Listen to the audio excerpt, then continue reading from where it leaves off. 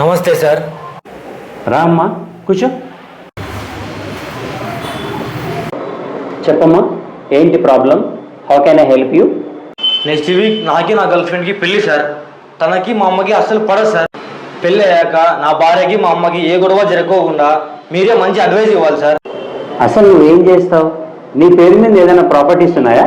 నేను ఆటోమొబైల్ ఫ్యాక్టరీలో చిన్న ఉద్యోగం చేస్తున్నాను సార్. నా పేరు మీద సింగిల్ బెడ్రూమ్ హౌస్ ఉంది సార్. దాన్ని డబుల్ బెడ్రూమ్ హౌస్గా మారుద్దాం అనుకుంటున్నాను సార్. ఇది సార్ నా ప్రాబ్లం. దీనికి మీరే ఏదైనా మంచి అడ్వైస్ ఇవ్వండి సార్. నీ పేరు పైన ఉన్న ఇంటిని వెంటనే మీ అమ్మ పేరు పైన రిజిస్టర్ చేసి ఏదైతే సింగిల్ బెడ్రూమ్ హౌస్ని డబుల్ బెడ్రూమ్ చేయాలనుకుంటున్నావో దానికి అయ్యే ఖర్చు అంతా నీ భార్య పేరు మీద బ్యాంక్ నుంచి లోన్ తీసుకో. అలా ఎందుకు చేయాలి సార్? ఇలా ఎందుకు చేయమంటున్నానంటే, రేపు పెళ్ళయ్యాక నీ భార్యకి మీ మదర్కి ఏదైనా గొడవలు వస్తే ఇల్లు మీ అమ్మ పేరు పైన ఉంటుంది. కాబట్టి నీ భార్య ఆమెని ఇంటి నుంచి వెళ్ళిపోమనేకి లేదు. అలాగే నీకు నీ భార్యకి ఏమైనా గొడవలు వచ్చాయనుకో, లోన్ నీ పేరు పైన ఉంది, నేను ఇన్స్టాల్మెంట్స్ కట్టను, నీకు ప్రాబ్లం అవుతుంది, నాతో గొడవ పడతాయని ఆమెని స్వీట్గా బ్లాక్మెయిల్ చేయొచ్చు. Thank you sir, super advice. మీ ఫీజు ఎంత సార్? నా ఫీజు 50,000.